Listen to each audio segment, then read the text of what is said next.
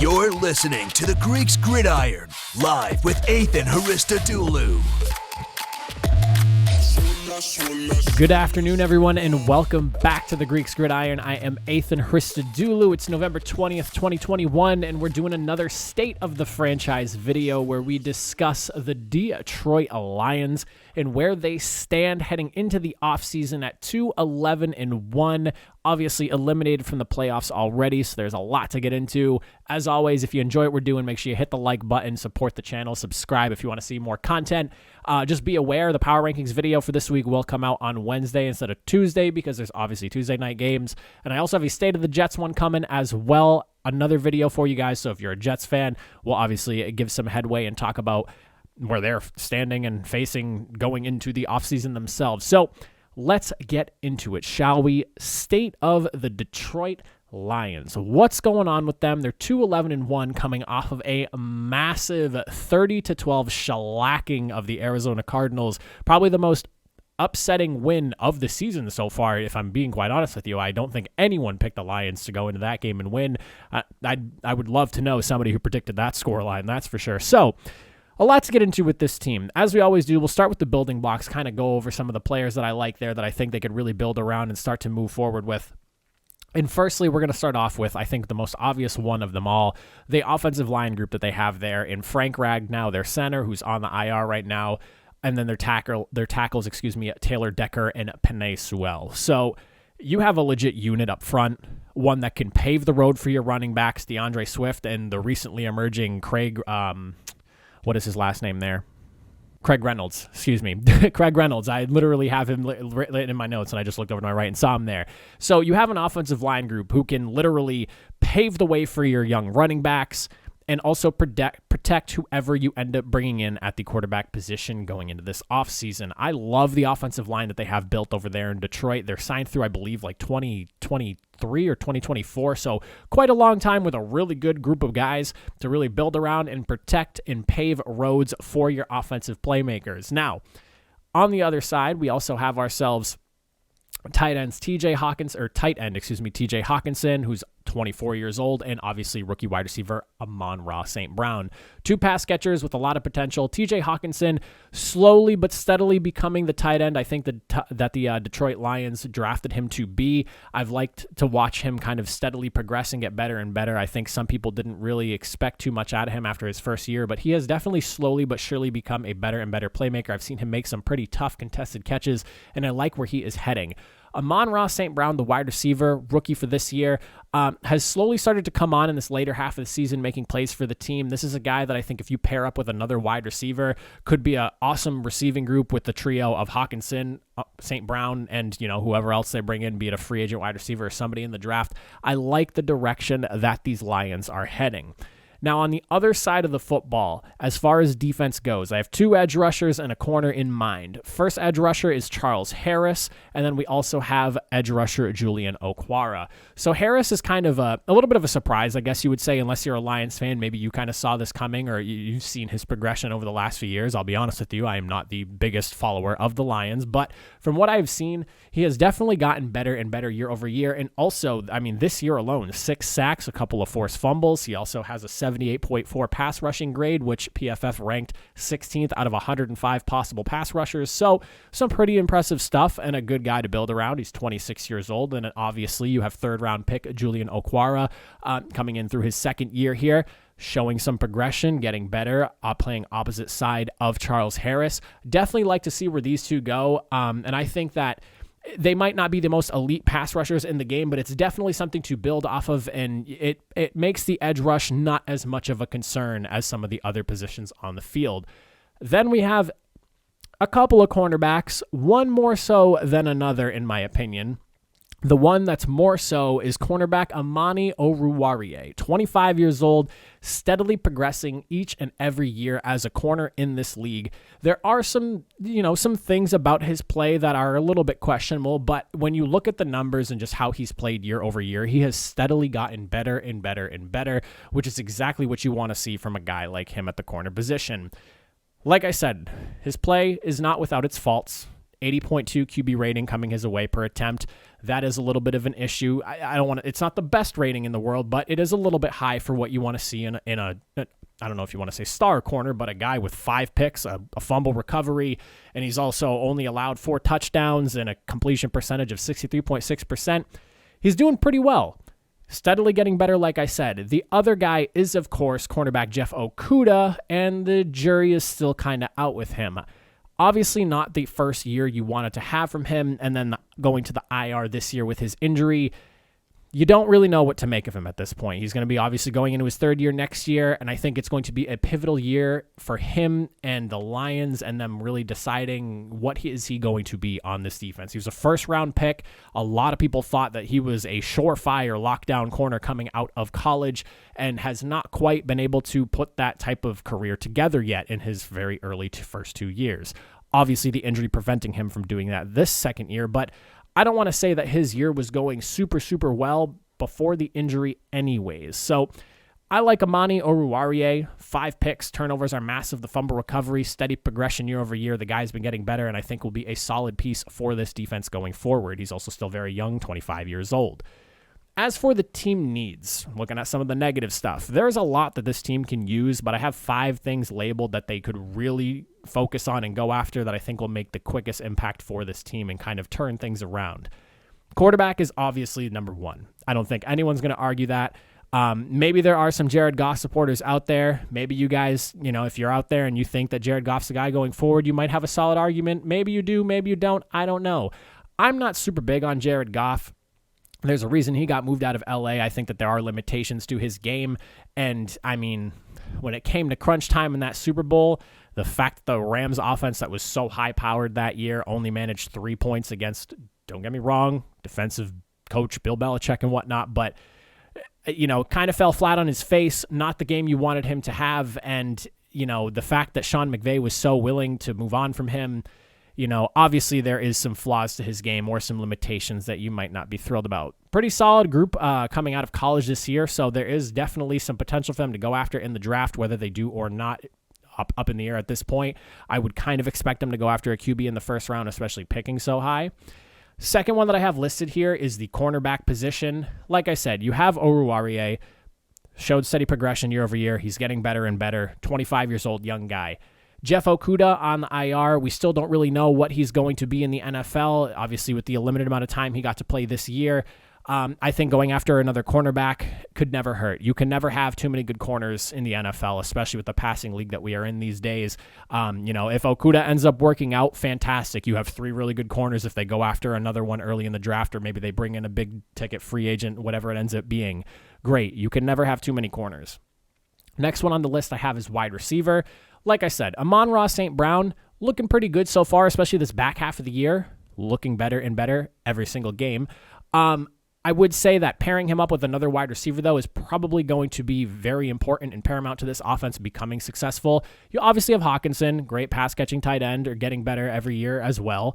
But I think if you're going after one like in the draft or wide receivers, there's a lot of really good ones. And I feel like every single year there's always a pretty solid one to go after in free agency. If that's something they look at doing, maybe they can pitch the whole, we have a new head coach. Everyone loves playing for him. We're going after a QB in the draft. Maybe they bring in a big ticket free agent wide receiver, or they maybe get one in the 2nd round who can be somebody that's a difference maker for the offense. But I think pairing somebody up with St. Brown will be key to this offense really opening up and becoming the threat that it could be. Because again, you have Craig Reynolds, you have DeAndre Swift, bring in a quarterback. That's the pitch for any free agent wide receiver. You could have a really solid unit being, protected by a fantastic group at the offensive line positions, A lot to like, but I think they need another receiver or some sort of pass-catching threat to really open things up and realize the full potential of the offense. Next up at number 4, we got linebacker. I said that weird linebacker. They definitely need somebody to run this defense, in my opinion. The linebacker group in Detroit is kind of a who's who right now. You definitely need somebody at the Mike position or, whatever, Sam Will, whatever it might be. You need somebody in there who can call the shots on the defense, get everyone set up and organized, and lead this defense as the quarterback of the defense. Definitely think that's imperative they bring in a guy or two, whether it's a free agent and also a draft pick. you're going to have to allot some sort of resources into the linebacking position. And I'd also say the same thing about my last spot, which is the safety position. Similar to the linebacking group, not really any big name value and any real big production coming out of the safeties. The secondary as a whole could definitely use some work. So cornerbacks and safeties are definitely things that they should be looking at going into this offseason. You could go strong or free. I mean, either or, it's going to be an upgrade regardless. Look for some talent in that backfield to really kind of, close up the top of that defense and help out some of these corners that have kind of struggled throughout the year. Now, aside from building blocks, team needs, and all those things, I do have some thoughts on a couple of different things about this team. And my first one is just the team as a whole. This is a team that is better than their record. And I say that with conviction, and I say that with a positive outlook and where I think this team is going to go. I have this written down here for you guys just so I can really kind of lay it out and so you can really see where the Lions are. They just beat the Cardinals. They beat the Vikings not too long ago as well. A playoff contender and a team that's on like that fringe of playoff teams over there in the NFC. You have 2-point losses to the Vikings again, the Ravens, the Bears, a one-possession loss to the 49ers and the Browns, and then they also tied the Steelers. Granted, Ben Roethlisberger wasn't there, but it was still a close 16-16 game. This has probably been by far one of the worst teams I have ever seen. I feel like I've been saying that all year long. I've been watching football now for, a little under 20 years or so. I think I was like 7 or 8 when I started watching or so. I'm 26 now. All things considered, with the lack of talent they have, it is a literal miracle that they even have their 2 wins and that they were able to be as competitive as they have been this year in some of their losses. Lack of talent, new coaching staff, pretty tough schedule considering who they play twice a year. You have the Packers, the Vikings have been, again, a team that's fighting for playoff spots. And then again, you have 49ers who are looking really good. The entire AFC North has been a force to be reckoned with. I don't know if I would say force to be reckoned with, but they've been a very competitive and tough division. You're playing the Cardinals. There's a lot of people on their schedule that they should have been blown out of the water by, and they weren't. Again, it's a miracle they have 2 wins, but they've gotten their 2 wins, and they've fought some really competitive games against some really good playoff teams. You cannot overlook how competitive this team has been through this year. My second thing with this team, and this is probably the driving factor, and it's funny because some people laughed about this during the offseason last year when it was all announced and he was signed to the team. Head coach Dan Campbell, man, the dude is a culture builder. When you look at like total opposites for first-year head coaches, you have Dan Campbell, and then you have like Urban Meyer. Everything that happened to Urban Meyer, the total opposite is what you're getting with Dan Campbell. Nothing but positive things coming out from people within the building of the Lions organization. Players love playing for him. You can see the passion that he has in the game. I don't think anyone questions that he is a great leader, that he is a culture builder, and that he is moving this ship in a direction that I don't think the Lions have been in years. And he brings fire and the tears during the press conferences and some of the bizarre, the goofy things he's done and said. Like, it's definitely an interesting thing to watch. It's very different. It is not the prototypical type of head coach that you would look for, but there is something special about it. Whether that special is good or bad, I don't really know yet, but there is definitely something brewing over there with him as the head coach. I mean, they just dismantled one of the best teams in the league in the Arizona Cardinals. Whether you want to argue they are or not, they have 10 wins, and that's not just by luck. It's, they have 10 wins for a reason. The fact that they just whacked them like that shows that, there is something about Dan Campbell and his ability to pull whatever he has out of the lackluster roster that he has there that you cannot deny. Overall, at the end of the day, though, it is a 2-win team. I get it. They only have 2 wins. They have 11 losses. They have a tie. This has not been a good season in terms of just like win totals and whatnot. Wins and losses are all that matter in the league at the end of the day. And everything I talked about may not even matter. But there is, a bottom line here to draw. When you look at some of the worst teams in the league, and if I was to group 5, not in any specific order, you got like the Bears, the Jets, the Jags, the Lions, the Texans. I'd probably put the Lions at the top of that spot. Despite that the Jets have, a couple of big wins over the Titans and the Bengals, and they do have a slightly better record, I really like where the Lions stand going forward. You have somebody who is bringing in a culture and bringing the best out of some players that you probably would not see starting anywhere else, because this is Detroit that we're talking about here. But you can tell the players love their coach. You can tell that Dan Campbell loves coaching for the Lions, which is not something I think you can say for the last handful of years, considering what was going on prior to him, and even some of the coaches before. It did not seem like anyone loved coaching the Lions the way Dan Campbell does. He brings a passion and a fire that I don't think this team has seen since like the days of, I don't even know. It's been a long time since there's been any sort of hope or anything from this Lions group. Overall, there are some big things that they're going to have to overcome. I can speak as positive as I want about this team, but again, there's a lot of glaring holes that need to be filled. You need to nail a franchise quarterback for any of what I've said positive about them to even matter. They did it with Stafford. Hopefully they can do it again, but not waste 9 to 10 years of a quarterback that's played really well.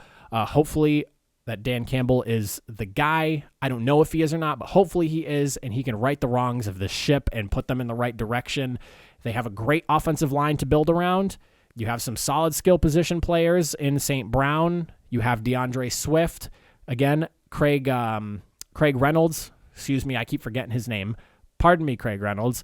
And then you also have TJ Hawkins in there. You bring a good quarterback in there to lead that offense, and you fill out the defense with a lot of talent, because realistically speaking, I think the defense needs more work than the offense does.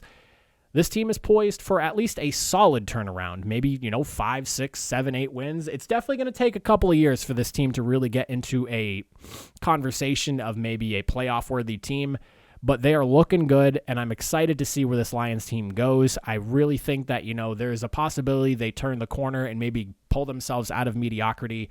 We'll have to see how it goes, though. Let me know what you all think in the comment section below, especially my Lions fans out there. How do you feel about this team going forward? Obviously, not a great season, but you couldn't really expect too much coming out of this year. How do you think about the outlook of this team going forward? Do you like Dan Campbell? Do you think things could possibly change with him in charge? Very curious to see what you guys think. I'll catch you guys in the next video. Enjoy the rest of your Monday. Have a good start to your week, and I will see you all next time.